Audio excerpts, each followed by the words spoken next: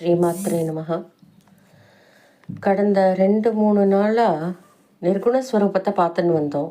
பூர்த்தி ஆகும் பொழுது நிர்குணத்திலேருந்து சகுணத்துக்கு போகிறதுக்கு பிரிட்ஜாக சில நாமாக்கள் பார்த்தோம்.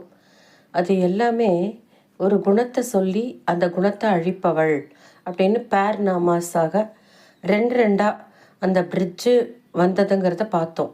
அடுத்தது அதிகாரம் 15 சகுண பிரம்மம் பார்க்க போகிறோம். சகுண பிரம்மம் பார்க்கும்போது தேவியோட ஸ்வரூபம் என்னங்கிறத முதல்ல கேசாதிபாதம் வர்ணனை முழுக்க பார்த்தாச்சு. சகுணமூர்த்தியாக பார்த்தாச்சு. அதுக்கு வித்தியாசமாக அதை விட டிஃப்ரெண்ட்டாக என்ன பார்த்துட முடியும்? அதை விட வித்தியாசமாக இல்லை, நிர்குணஸ்வரூபத்தை பற்றி பார்த்தாச்சு. அதே பிரம்மம் சகுணமாக ஒரு காரணத்துக்காக அவதரித்து வரும்பொழுது எப்படி வந்தது? ஒரே ஒரு சகுண பிரம்மத்தை ஒரு ரீசனுக்காக குணங்களோட சேர்த்து வந்ததாக காரணம் என்ன இன்னும் ஒரு சின்ன கதையை பார்க்கணும். அந்த கதையினோட சகுண பிரம்மம் என்னங்கிறத நம்மால் நன்னா புரிஞ்சுக்க முடியும். இந்த சகுண பிரம்மம் அதிகாரத்தில் 10 நாமா தான். இந்த கதையை பார்த்துட்டு இந்த அதிகாரத்தை இன்றைக்கே பூர்த்தி பண்ணிடலாம். இந்த கதையின் நாயகியாக துர்க்கை. இந்த துர்க்கைங்கிற மூர்த்தி எங்கிருந்து ஆவிர்பவித்தாள்? அம்பாளின் அவதார காரணம் என்ன என்பதையெல்லாம் தேவி பாகவதத்தில் 7வது ஸ்கந்தத்தில் ஒரு கதையில் வருது. ஹரிச்சந்திரன் ஆராதனை செய்த சதாக்ஷி என்ற தேவியை பூஜை செய்து வந்தான். ஹரிச்சந்திரன் பல கஷ்டங்கள் பட்டு கடைசியில் அக்னியில் விழப்போகும் பொழுது இந்த சதாக்ஷி அம்பாளால் காப்பாற்றப்படுகிறான். யார் இந்த சதாக்ஷி தேவி அப்படிங்கிறத பார்ப்போம். ஒரு காலத்தில் ருரு என்ற அசுரன் ஒருத்தன் இருந்தான். அவன் ஹிரண்யாக்ஷன் என்னும் அசுரர்களின் பரம்பரையில் வந்தவன். அவனுக்கு துர்கமாசுரன் என்னும் பிள்ளை பறக்கிறது. தாய் 8 அடி பாஞ்சா குட்டி 16 அடி பாயறது போல இவன் 32 அடி பாயறவனா இருக்கான். அவன் பிறந்ததுலேருந்தே இந்த அசுரர்களுக்கு தோன்றது இவன் நல்ல சக்தி உள்ளவனா இவன் இருக்கான். இவனோட சக்தியை மேம்படுத்தி தேவர்களை அழித்து நம்ம கண்ட்ரோலுக்கு கொண்டு வரணும் அப்படின்னு தீர்மானிச்சுட்டு சுக்ராச்சாரியாரை கொண்டு நல்ல போதனைகள் எல்லாம் பண்ணி அவளை பொறுத்தளவுக்கு அது நல்ல போதனைகள், நம்மளை பொறுத்த மட்டும் கெட்ட புத்தி போதனை சொல்லி கொடுத்து எப்படி தபஸ் பண்ணணும். தபஸ்னா சாதாரண தபஸ் கிடையாது. காற்றை மட்டுமே ஆகாரமாக எடுத்துண்டு 1000 வருஷம் தபஸ் பண்ணுறான். பிரம்மாவை நோக்கி தவம் பண்ணுறான். பிரம்மா பிரத்யக்ஷம் ஆகிறார். என்னடா வேணும் அப்படின்னு கேட்குறார். உங்களை தரிசனம் பண்ணினதே மகாபாகியம்னு புகழ்ந்தான். பரவாயில்ல, உனக்கு என்ன வரம் வேணும்னு கேளு, இந்த அப்படின்னு சொல்கிறோம். இந்த லோகத்தில் காரியங்கள் எல்லாம் நல்லா நடந்துட்டு இருக்கிறதுக்கு முக்கியமாக வேதங்கள் தானே இருக்குது. இந்த வேதங்கள் முழுக்க என்கிட்ட வந்துடணும், என் கண்ட்ரோலில் இருக்கணும், அதற்கு எனக்கு அனுகிரகம் பண்ணுங்கோ அப்படின்னு ஒரு வரத்தை வாங்கிடுறான். பிரம்மாவால் வேறு எதுவும் சொல்ல முடியாமல் தந்தேன்னு சொல்லிட்டு மறைஞ்சிடுறார். சாகாவரம் கேட்டால் எக்ஸப்ஷன் ஆக எதாவது சொல்லிட்டு போவார். வேதங்களை கேட்டதுனால வேறு எதுவுமே அவரால் சொல்ல முடியல. தந்தேன்னு சொல்லிட்டு மறைஞ்சிடுறார். இவன்கிட்ட வேதங்கள் வந்ததும் தனக்குள்ளேயே வேதங்களை மறைச்சுட்டான். வேதங்கள் இல்லாமல் உலகமே லோகத்தில் வேதங்கள் ஸ்மரணையே குறைஞ்சு கொண்டு வந்துடுறது. பிரம்மாவினால் படைப்பு தொழிலை கண்டினியூ பண்ண முடியல. ஏன்னா வேதம் இருந்தால் தானே பண்ண முடியும். பூசுரர்கள் என்று சொல்லக்கூடிய பூலோகத்து தேவர்கள் அப்படின்னு வர்ணிக்கப்படும் பிராமணர்களுக்கு வேதங்கள் மறைஞ்சு போனதுனால தன்னுடைய நித்திய கர்மாக்கள், சந்தியோபாச்சனம் அதாவது சந்தியாவந்தனம் என்பது போன்ற எதுவுமே பண்ண முடியல. ஸ்நானங்கள் முதல் எல்லாமே மறந்துடுறது. காரியங்கள் எதுவுமே பண்ண முடியாமல், யாக யஜ்ஞம் எதுவும் செய்ய முடியாமல் இருந்தா. கிட்டத்தட்ட இன்னைக்கு இருக்கிற பாதி பேர் இருக்கிற மாதிரி அவளுக்கு எல்லாமே மறந்துடுறது. யாக யஜ்ஞம் செய்யாததுனால தேவர்களுக்கு வர வேண்டிய அவிர்வாகங்கள் போய் சேரவில்லை. யாகங்கள் செய்யும் பொழுது அதில் சேர்க்கும் நெய் முதலான பொருட்கள் அக்னி பகவான் மூலமாக எந்த தேவதைகளுக்கு தருகிறோமோ அவர்களுக்கு சென்று அவர்களால் சூரிய பகவானுக்கு கொடுத்து திரும்பியும் மழையாக பொழிகிறது அப்படிங்கிற விஷயங்கள் எல்லாமே வேதத்தில் வருது. அவளுக்கு அவிர்வாகம் போகாததுனால நமக்குன்னு கொடுக்கறதுக்கு அவகிட்ட ஒன்றுமே இல்லாமல் ஆகிடுறது. இந்த ஸ்டேஜில் லோகம் முழுக்க துர்பிக்ஷமாக போயிடுறது. செடி கொடியிலேருந்து பயிர் பச்சை எதுவுமே இல்லாமல், மழை பொழியாமல் அதுவும் வளர முடியல, ஜனங்களுக்கு குடிக்க தண்ணீர் இல்லாமல் போயிடுறது. ஆடு மாடுகள் இறக்க ஆரம்பிச்சுது. மனிதர்கள் ஏதேதோ நோய் வந்து கூட்டம் கூட்டமாக இறந்தார்கள். அவர்களை புதைப்பதற்கோ எரிப்பதற்கோ கூட முடியாதபடி பிணங்கள் கூட்டம் கூட்டமாக போட்டு வச்சிருக்கும் சூழ்நிலை அமைஞ்சிடுறது. அப்படி மகா துர்பிக்ஷமான நிலையில் என்ன செய்வது என்றே தெரியலை எல்லாருக்கும். தேவர்களுக்கு யோசிச்சு கொண்டே இருக்கும் பொழுது, தேவர்கள் இப்படி வீக்காக இருக்கும் பொழுது என்ன பண்ணுறான், துர்கமாசுரன் நேர தேவர்களை தேடி போய் சண்டை போடுறான். ஏற்கனவே நாம் கொடுக்கக்கூடிய அவிர்வாகங்கள் இல்லாமல் தேவர்கள் வீக்காக இருக்கா. எல்லாரும் அவன்கிட்ட இருந்து தப்பிச்சு சென்று ஓடிடுறா. தேவேந்திரன் முதற்கொண்டு எல்லா தேவர்களும் ஓடிடுறா.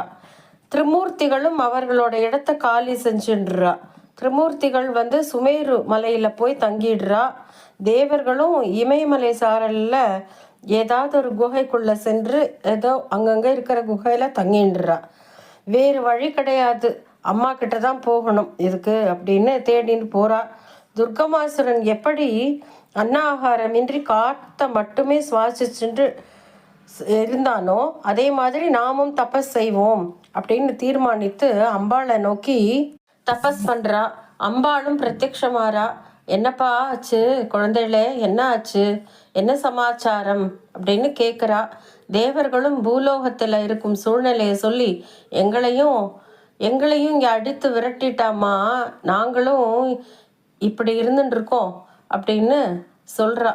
இந்த பூலோகத்தை பாருமா அப்படின்னு இந்த ஜனங்கள் தண்ணீர் இல்லாமல் பயிர் பட்சி எல்லாம் ஜலம் இல்லாமல் ஆகாரம் இல்லாமல் கஷ்டப்படுறா பாரம்மான்னு அம்பாளை பார்க்க சொல்கிறா. அம்பாளும் பார்க்குறா. தாயாருக்கு குழந்தைகள் கஷ்டப்பட்டா ரொம்ப கஷ்டம், ரொம்ப தாங்கிக்க முடியாது இல்லையா. அதனால அவளும் என்ன பண்ணுறா, தாங்கிக்க முடியாமல் அம்பாளுக்கு உடம்பெல்லாம் நூற்றுக்கணக்கான கண்கள் தோன்றினது. குழந்தைகள் படும் கஷ்டத்தை பார்த்து அந்த கண்களிலிருந்து பிரவாகமாக தாரையாக கண்ணீர் கொட்டுறது. தொடர்ந்து ஜலம் கொட்டிகிட்டே இருக்கு. 9-10 நாட்கள் விடாமல் பிரவாகமாக வந்துட்டே இருந்து ஜலம். அவள் கண்களிலிருந்து வந்த வெள்ளம் நதிகளில் விழுந்து நீர்நிலைகள் நிரம்பி வழியிறது, தண்ணீர் வருது. முதல்ல வெள்ளம் பிரச்சனை முடிஞ்சது. மும்மூர்த்திகளும் தேவர்களையும் காப்பாற்ற வேணும்னு கேட்குறா. அம்மா அவளை காப்பாற்றிட்ட எங்களையும் காப்பாற்றுமா அப்படின்னு கேட்குறா. முதல்ல ஜலம் கிடைச்சாச்சு, பூலோகத்தில் சாப்பிடுவதற்கு என்ன பண்ணுறது அப்படின்னு பார்த்த அம்பாள் உடம்பு முழுக்க தன்னோட உடைகளா எல்லாமே காய்கறி கீரைகள் ஔஷதி எல்லாத்தையும் வச்சுட்டு எல்லாரும் எடுத்துக்கோங்கோ சாப்பிடுங்கள்னு சொன்னாலாம். சாக்கம்பரி அப்படின்னு அனுகிரக மூர்த்தியாக இருக்கு இன்னைக்கு கூட. நூற்றுக்கணக்கான கண்களை உடையவள் என்பதால் சதாக்ஷின்னு பேர். குழந்தைகளுக்கு சாப்பிடுவதற்கு ஔஷதி காய்கறிகள் முதற்கொண்டு தரித்து கொண்டு நின்றதுனால இவளுக்கு சாக்கம்பரி அப்படின்னு பேர். இன்னும் சாக்கம்பரின்னு வடநாட்டில் ராஜஸ்தான் பக்கம் அம்பாளுக்கு பேரே சாக்கம்பரி அப்படின்னு இருக்குது. அது வந்து ஒரு சக்தி பீட்டமாக அங்கே இருக்குது. அம்பாள் குழந்தைகளை காப்பாற்றுவதற்கு வேண்டிய ஏற்பாட்டை செய்த பிறகு மும்மூர்த்திகள் கேட்டதற்கு இணங்க துர்கமாசுரனை நானே அழிக்கிறேன் அப்படின்னு சொல்லி தூதுவனை அனுப்புகிறாள். முதல்ல தூதுவனை அனுப்புகிறாள். வேதங்களை என் கையில் இருக்க யார் என்ன அழிக்க முடியும் என்று 1000 அக்ஷோகணி படைகளை திரட்டி கொண்டு சண்டைக்கு வரான் துர்கமாசுரன். துர்கமன் அப்படின்னா நெருங்க முடியாதவன் அப்படின்னு அர்த்தம். நிர்குணமாக இருக்கக்கூடிய அம்பாள் முதல்ல கெட்ட குணங்களை உடையவனான துர்கமன் கிட்ட இருந்து தன்னிடமிருந்து வரான். முதல்ல தன்னிடமிருந்து சக்திகளை வெளிப்படுத்துகிறாள் அம்பாள். தசமகா வித்யான்னு சொல்கிறோமே அந்த மாதிரி 32 சக்திகள் வெளியில் வந்தா. பிறகு 64 சக்திகள் வந்தார்கள் என்று இந்த ஸ்கந்தத்தில் சொல்லப்படுறது. 10 நாட்கள் போர் நடக்கிறது. 11வது நாள் அன்று துர்க்கமாசுரனின் சேனைகள் ஆல்மோஸ்ட் அழிந்து விட்டது. துர்க்கமாசுரன் செக்கச்சவேல்னு உடவுடுத்திண்டு சந்தனத்தெல்லாம் தரிச்சுண்டு வரான் அம்பாள் கிட்ட சண்டை போடுவதற்கு. ஆக்ரோஷமாக வரான். அதுக்குள்ளே அம்பாளோட சக்திகள் எல்லாவற்றையும் அழிச்சிடுத்து அம்பாளும் அவனை அழிச்சுடுறா. துர்க்கமனை அழித்ததுனால அன்னிலேருந்து அவளுக்கு துர்கி அப்படின்னு பெயர்னு சொல்கிறா. தேவர்கள் புஷ்பமாழி பொழிந்து வணங்குகிறார்கள். அம்பாள் சரமாரியா பொழிஞ்ச அம்புகளினால அவன் கீழே விழுந்தான். அவன் உடம்பிலிருந்து ஒரு ஜோதி கிளம்பி அம்பாளிடம் அந்த ஜோதி மறையிறது. இதை எங்கே கொண்டு கனெக்ட் பண்ணுறோம்னா, துர்க்கமாசுரனை அழிச்சதுனால துர்க்கை என்னும் சக்தியை வச்சு தான் இன்னித்து நாமாக்களை பார்க்க போகிறோம். 188லேருந்து 198 வரைக்கும் சகுன ரூபம். துர்லபா, லப அப்படின்னா கிடைக்கக்கூடியது, லபதே அப்படின்னு சொல்கிற மாதிரி. துர்லபானா எளிதில் கிடைக்காதவள். நிர்குணத்திலேருந்து சகுனத்துக்கு வந்திருக்கோம்.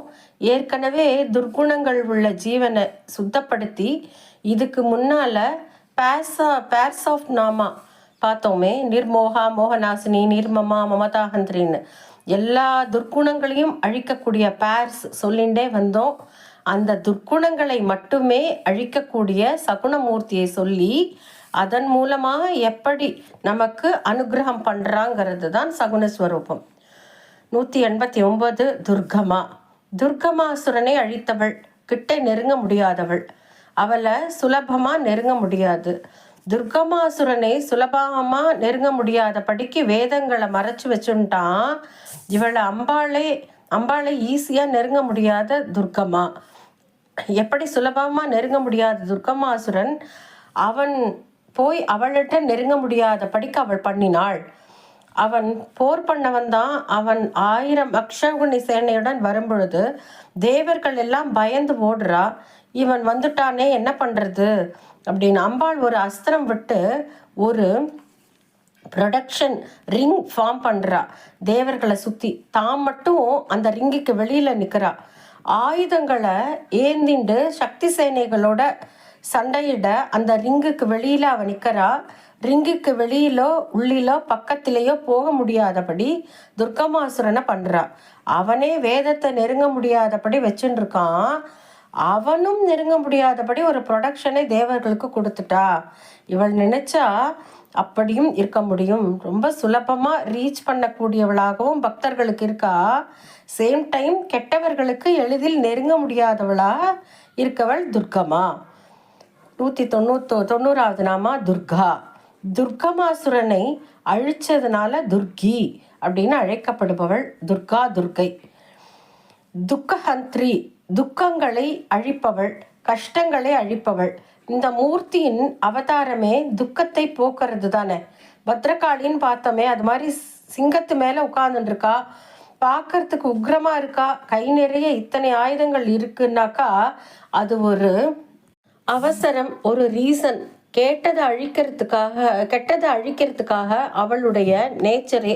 அனுகிரக மூர்த்திங்கிறதுனால பார்த்து பயப்பட வேண்டியது இல்லை. பக்தனுக்கு பயம் கொடுக்க கூடிய அவதாரம் கிடையாது.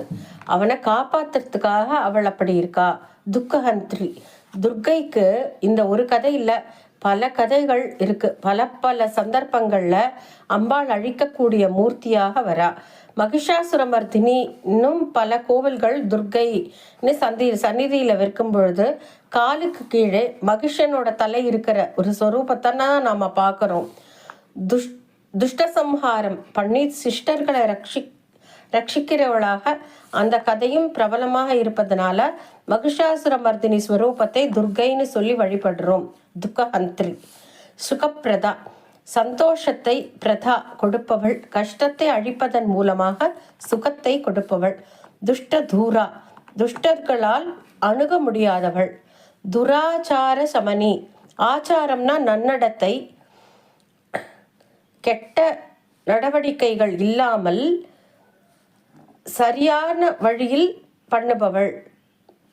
ஆச்சாரம்னா நன்னடத்தை, துராச்சாரம்னா கெட்ட நடத்தை இல்லாததை, கெட்ட நடத்தைகளை சரி பண்ணி சமமாக வைப்பவள். தோஷவர்ஜிதா, தோஷங்கள் இல்லாதவள், தோஷங்களை அழித்தவள், தோஷங்களை ஒழித்தவள். பிரகாசமான, தோஷங்கள் போயிட்டா நம்ம எப்படி இருப்போம்? பிரகாசமான ஞானம் மட்டுமே இருக்கும் இல்லையா? அதுதான் தோஷவர்ஜிதா. சர்வஜ்ஞா, எல்லாம் தெரிந்தவளாக, அனைத்தும் அறிந்தவளாக இருக்கிறாள். சாந்திர கருணா, ரொம்ப கருணை உள்ளவள், வார்த்தைகளால் வர்ணிக்க இயலாத அளவு கருணை உள்ளவள்.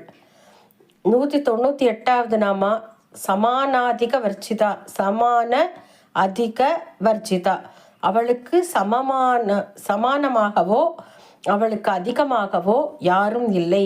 இப்படிப்பட்ட சகுண ரூபத்தை தரிசனம் பண்ணி வைக்கிறா வாக்தேவிகள். 198வது நாமா இதோட பூர்த்தியாகிறது இந்த அதிகாரம். துர்க்கை என்னும் ஸ்வரூபம் தமிழ்நாட்டில் மட்டும் இல்லை, இந்தியா மட்டும் இல்லை, உலகம் முழுக்க பல இடங்கள்ல இருக்குது. பல சிவிலைசேஷன்லையும் துர்க்கை என்னும் அவதாரத்தை அவளுடைய சிஸ்டம்லையும் கல்ச்சர்லையும் எல்லாமே உள்ளூர இருந்துட்டு தான் இருக்குது. அதற்கான ப்ரூஃப் எல்லாமே இருக்குது. புத்திசமில் கூட அம்பாள் ஸ்வரூபத்தை வழிபாடு பண்ணுறா. அதே மாதிரி வியட்நாம், கம்போடியாவிலையும் துர்க்கையோட விக்கிரகங்கள் கிடச்சிருக்கு. இந்தோனேஷியாவில், அதாவது ஜாவான்னு பெரியவா காலத்துலலாம் ஜாவான்னு ஒரு ஊர் சொல்லுவா, அது இன்னைக்கு இந்தோனேஷியான்னு சொல்கிறோம். அங்கே பிராம்பனா அப்படின்னு ஒரு டெம்பிள், ஒரு கோவில் இருக்குது. திரிமூர்த்திகளுக்காக அமைக்கப்பட்ட ஒரு க்ஷேத்திரம்னு. அதில் சிவனுக்கு பக்கத்திலேயே வெளியிலேயே ஒரு சந்நிதியில் அம்பாள் நின்ற திருக்கோலத்தில் ரொம்ப அழகாக துர்க்கை அத்தனை கைகளோட ஆயுதங்கள் ஏந்தின கோலத்தில் இன்றைக்கும் இருக்குது. நமக்கு தமிழ்நாட்டில் துர்க்கைனாக்காலே பட்டீஸ்வரத்தில் இருக்கக்கூடிய துர்க்கை தான். அவ்வளவு பெருசாக ஆஜானுபாகுவா, பார்த்தாலே கண்ணை பறிச்சுக்கிற சௌமியமான ஒரு மூர்த்தியாக, அனுகிரக மூர்த்தியாக நீங்கள் நின்ற ஸ்வரூபத்தில் அம்பாள் அங்கே இருந்துருக்கா. இத்தனை சக்தி வாய்ந்த ஒரு அம்பிகை இருந்துண்டு, பெரிய கருணாமூர்த்தியாக இருந்துட்டு அவள் அனுகிரகம் பண்ணுறாள் என்பதால் ஒரு நவராத்திரியும் துர்கா பூஜைன்னு இன்றைக்கும் கொல்கத்தாவில எல்லாம் பெருசாக கொண்டாடிட்டு தான் இருக்கா. ராமாயணம் மகாபாரதங்களில் கூட ராமனும் சீதையும் ஒரு காரணத்துக்காக துர்கா பூஜை பண்ணினாங்கிறதையும் சொல்கிறது. இதுவும் தேவி பாகவதத்தில் இருக்குது. ராமன் ராவணனை ஜெயிக்க போகும்போது துர்க்கையோட பூஜையை பண்ணிட்டு தான் போகிறார் அப்படின்னு. சீதை நல்ல புருஷன் கிடைக்கணும் அப்படின்னு துர்க்கையை பூஜை பண்ணுறான்னு சொல்கிறது. அதே போல் மகாபாரதத்தில் யுதிஷ்டன், அர்ஜுனன் முதலானவர்கள் துர்க்கை பூஜை பண்ணுறா. இந்த துர்க்கையோட ரெஃபரன்ஸு ரொம்ப இருக்குது. துர்க்கதி நாசினின்னு துர்க்கைக்காகவே இருக்கப்பட்டதான தேவி மகாத்மியம் சப்தசதி ஸ்லோகங்கள் இருக்குது. பெரிய அனுகிரக மூர்த்தி இந்த துர்க்கையை தான் பாரத மாதான்னு அந்த ஸ்வரூபத்திலேயே அவளை ஆராதனை பண்ணுறது உண்டு. அந்த சிங்கத்தோடு நிற்பவளாக வந்தே மாத்திரம்னு ஒரு தேசபக்தி பாடல்ல அதன் அர்த்தத்தை பார்த்தா பயிர் பச்சைகள் நிறைந்தவளாக சசிய சாமலாங்கிறது எல்லாம் வருது. அந்த போர்ஷன்ஸ் முழுக்க சமஸ்கிருதத்தில் இருக்கிறது தான். பெங்கால் நாவலுக்குள்ளே இருக்கிற இந்த பாட்டை தான் அவர் எழுதியிருக்கார். அந்த பாட்டு முழுக்க துர்க்கைக்கு ஒரு சமர்ப்பணமாகத்தான் எழுதியிருக்கு. அதனுடைய அர்த்தத்தை பார்க்குறவாளுக்கு புரியும். அப்படிப்பட்ட துர்க்கையைத்தான் இந்த தேசத்தை ரட்சிக்கும் பாரத மாதாவாக இருக்கா. சாக்கம்பரியா இருந்துண்டு இந்த குழந்தைகளுக்கு ஒரு கஷ்டமும் வராத அவள் தான் பார்த்துட்டு இருக்கா. இதை நாம் மறுக்கவே முடியாது. அப்படிப்பட்ட துர்க்கையின் அனுகிரகத்தை நாமும் பெறணும்னு அம்பாளோட பிரார்த்தனை வச்சுட்டு இன்னைக்கு சகுன நிலை அதிகாரத்தை முடிக்கிறோம். நாளைக்கு பூர்த்தி பண்ணுறோம். நாளைக்கு 16வது அதிகாரம் 199வது நாமாவில் ஆரம்பிப்போம். ஸ்ரீமாத்ரே நமஹா.